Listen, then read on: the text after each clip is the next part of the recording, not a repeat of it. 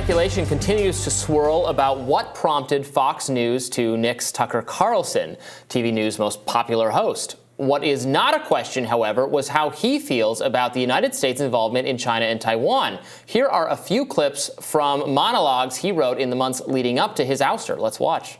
Taiwan is not a U.S. ally. In fact, Taiwan may be the only country in the world the Biden administration believes does not have the right of self-determination. Quote, we do not support Taiwan's independence. Wait a second, they're against democracy? You thought they were for democracy, right? They're always throwing democracy at you.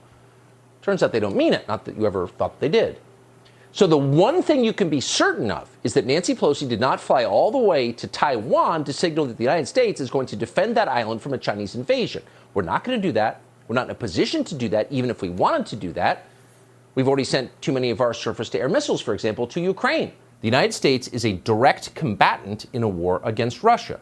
As we speak, American soldiers are fighting Russian soldiers. So this is not a regional conflict in Eastern Europe. This is a hot war between the two primary nuclear superpowers on Earth. And yet this war has never been formally declared. It has not been authorized by Congress. And for that reason, this war is a violation of American law. It is a crime. Tucker Carlson's criticism did not go unnoticed. Independent journalist Michael Tracy tweeted, quote, a reminder that in recent months, Tucker had become the only prominent figure in U.S. broadcast media who expressed skepticism of the U.S. war posture in both Ukraine and Taiwan. Please name another prominent figure in U.S. broadcast media who took such a view on these critical issues. Michael joins us now to elaborate on how Tucker's opinions might have affected his fate at Fox. Welcome, Michael. How's it going? I'm doing well. Thanks for joining us. So some people have argued, and we talked about this yesterday, that with the somewhat, the ambiguity around what happened to Tucker Carlson, there is an incentive to kind of project whatever your personal project is onto him as a rationale to kind of give it a little bit more juice, right? And I've seen people across the ideological spectrum with various interests doing this. What's your case for why you think that substantively his posture here on U.S. military involvement in Taiwan and Ukraine could really have affected his standing at the network?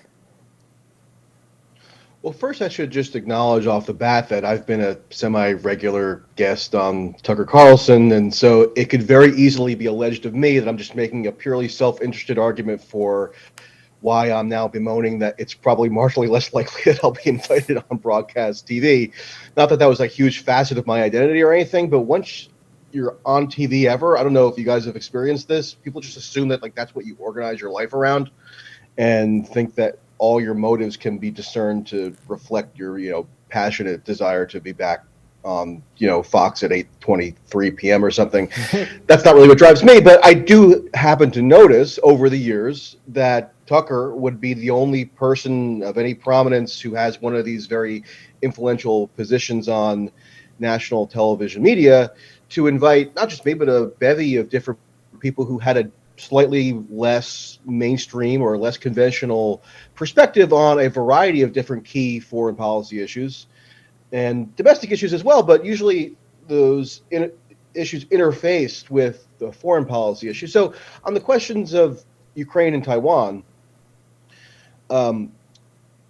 especially after, and I'm not a regular viewer, I have to admit, but especially after Nancy Pelosi made her trip to Taiwan last August, it did seem as though Tucker had some substantive, maybe reevaluation of his general posture on the question of a U.S.-China war. Was Taiwan sufficiently within U.S. interest that the U.S. should pledge or at least kind of posture as though it's going to wage war in its defense putatively? And however much skepticism he expressed to whatever gradation, he did deviate fairly noticeably from just the mainstream view on China and Taiwan, which is just basically unthinking acceptance of the inevitability of a war with China. And so I can't make a direct causal connection between his deviations on foreign policy issues, namely China and Russia at the moment, with his ouster from Fox. because I don't have enough information to make such a direct causal assertion. It would be nice if I did have that information. So if you're out there and you have that information, feel free to leak it to me, and I'll make sure to publicize it.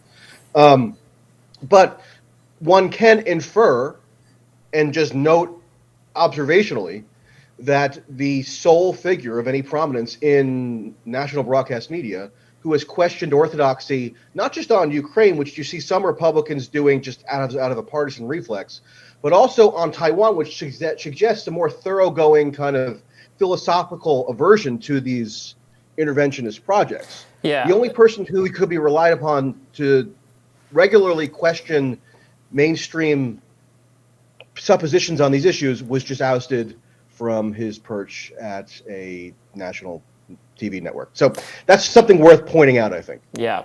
Like you, Michael, I have been on Tucker Carlson's show a number of times, in some cases to discuss this non-interventionist foreign policy view that we share and that Tucker shares. And I'm on other, Fox programs as well, for full disclosure. Tucker has always explained the evolution in his foreign policy thinking, to me at least. I know him a little bit, not really, really well, but I did work for him a number of years ago, in a way that made sense to me, saying that he was someone who had non-interventionist instincts. The Iraq War happened. He supported it. He felt bad, and I think even ashamed of that immediately. He realized that was a catastrophically bad idea, and then really did reorient his thinking around the acknowledgement of what a huge mistake that was, and making sure he wouldn't make that mistake again on future foreign policy questions like Libya, now like Ukraine, Taiwan, etc. And I think and obviously he is the most prominent person, and in some cases the only person on TV on any network. I mean, there's no one on the ostensibly progressive mainstream networks making the non-interventionist arguments that he's making. Well, there are no there are no right, you would say real progressives allowed right, no real progressives, on mainstream left networks. Yeah, but it is interesting, and obviously because of Tucker's prominence, he has pulled the thinking on the right much more in that direction over the last 10 years. So I'm wondering, where do you, is the effort to redirect Republicans toward non-interventionist, going to be undermined somewhat by having Tucker on the sidelines? Well, one way to think about it is this, and Glenn Greenwald has made this point, but also, while Tucker was on the air, has he raised this point, and I've had the same thoughts and probably raised the same points as well at various times. Sean Hannity, ostensibly, should engender just as much fury from Democrats and liberals as Tucker Carlson, right? Because Sean Hannity, if anything, is an even more dedicated Republican partisan than Tucker Carlson. But he doesn't, and pretty much never has, at least for the past, 5-6 years, provoke that kind of antipathy from Democrats, progressives, etc. Now, why is that? Well, it can't be because Sean Hannity is more sympathetic to Joe Biden and Kamala Harris than Tucker Carlson. It probably would be due to his unorthodox positions, meaning Tucker's unorthodox positions relative to Hannity, because espousing those unorthodox positions probes and pries at the consensus view that has been erected within the opposition party that he's kind of marshaling himself against. And Sean Hannity really poses no threat to that consensus. And one of the major ways in which Tucker Carlson has chipped away at the consensus, as opposed to a Hannity who has not, is on foreign policy issues. So just a few weeks ago, I happened to tune in. It was around the time when President Xi of China went to Moscow for his kind of landmark trip. Sean Hannity was in a panic, had Lindsey Graham on, of course, and they were both affirming their strong agreement that there was a new axis of evil, invoking the same Bush-era phrase that David Frum famously coined, and basically fulminating about the imminent specter of World War III. I mean, it couldn't have been more jarring if you actually take them seriously per the rhetoric that they're Well, Michael, let me ask you this. And Tucker just wouldn't do that, right? So no really pushback to Sean Hannity having a segment like that, which is forecasting the onset of imminent global catastrophe. But Tucker Carlson has some sort of like slightly idiosyncratic or even significantly idiosyncratic take on some philosophical issue around foreign policy, and it's a giant, indignant backlash. Michael, there might not be many leftists on mainstream news, but they're certainly making their opinions known elsewhere. Left-leaning journalist Ben Norton pointed out his argument. I want you to respond. He says, anyone claiming Tucker Carlson is anti-war is a useful idiot. He's just a NeoCon 2.0. The only reason he criticizes NATO's war on Russia is because he wants war on China instead. And then he put some videos in which Tucker was quoted as saying, if Russia ever joined forces with China, American global hegemony would end. In another segment, Tucker Carlson warns, quote, China is clearly a threat to our economy. And then he invited Marco Rubio on and complained about China's stealing intellectual property from U.S. corporations. The lower third on that video said China is the real threat, not Russia. In another video, Tucker Carlson warns, quote, after an interview with Marco Rubio, quote, so China is a threat, obviously, not simply to our economy, but to our predominance around the world, to our power and our values. Some people might look at that and say, well, there's plenty of evidence that Tucker Carlson very much has antagonism toward China. And some people have argued that his posture is really about feeling kind of more culturally aligned with, say, Russia as a European nation than with China. And the distinction between Tucker and some other figures who might lump Russia and China together is that he's afraid of a Russian-China alliance and would prefer to have the identity of interest with a more European-oriented country. What do you make of those kinds of arguments? Well, to say that China may be on the verge of usurping the U.S. as the preeminent global hegemon is not somehow an intrinsically neocon argument. You can even make that observation and favor it. Like somebody like Ben Norton, who wants a multipolar world, or I don't know that he necessarily has expressed that position in exactly those words, but say that you do want to dislodge the United States, the preeminent global hegemon, and China's the vehicle for doing so, you could celebrate that potentiality. So I'm not sure what necessarily was said there that reflects some kind of ideological neoconservatism. I think the term neoconservatism is vastly overused anyway. A willingness to go to war to prevent there from being an alliance with China and Russia. I mean, the whole posture of this is that... But did he say that? Wait a minute, but the whole posture of this is that a segment about criticizing Nancy Pelosi's visit to Taiwan is being framed as Tucker Carlson being against U.S. intervention in Taiwan. Another viewer could say, she's a Democrat. She's very unpopular. Many people were criticizing her choice to make that trip. It was done against the interest of even people in the State Department. You can't read that much into it. So is this all just reading tea leaves here? And is it fair to hold Tucker Carlson up as having some strong, well-articulated view against anti-interventionism in Taiwan when when there's evidence that's being bandied around in all sorts of directions? That's the question. Oh, I don't hold him up as having some firmly well-articulated manifesto-like view on non-interventionism in Taiwan. I don't know that he's expressed such a view. I don't have access to it.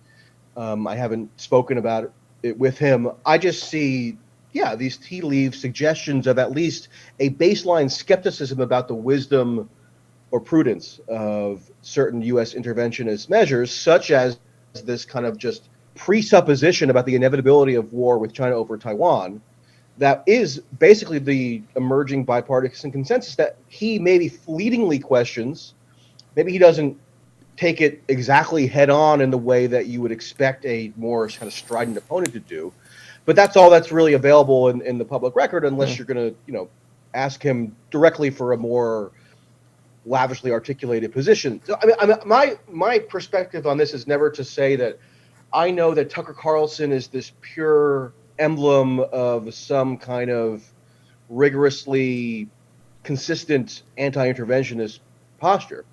I'm just noting that he's the only one who really even expresses hints of such a posture in a consistent manner. And sometimes it is commingled with kind of a anti-Democratic Party partisan reflex. I do think that part of the reason that probably spurred his willingness to embrace a bit more of a full-throated skepticism on the Taiwan-China question is that it became associated, at least at that time, last August, with Nancy Pelosi, a figurehead of the San Francisco elite Democratic Party, And so that kind of gave a bit more space discursively, at least, in the context of Fox News on a primetime evening broadcast, to kind of toy with and express, at least in fits and starts, some kind of semblance of an opposition to this emerging consensus. Because if you were just following along with standard consensus on that issue, he would have parroted what Mitch McConnell said or Marco Rubio said, or even like a Josh Hawley,